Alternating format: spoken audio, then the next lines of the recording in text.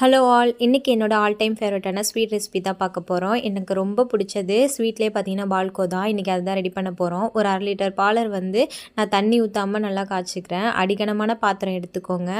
தண்ணி கொஞ்சம் கூட ஊற்றாமல் நல்லா கொதிக்க விடணும். அடிகனமான பாத்திரம் இருந்தால் நல்லா ட்ரை ஆகும்போது அடி பிடிக்காது. அதுக்காக தான் நல்லா சுற்றி ஆடையெல்லாம் படிஞ்சு வரும். அது எல்லாமே எடுத்து விட்டு நல்லா கிண்டிக்கோங்க. அதுக்கப்புறம் ஒரு 3 போல் ஏலக்காய் வந்து ஃப்ளேவருக்காக ஆட் பண்ணியிருக்கிறேன்.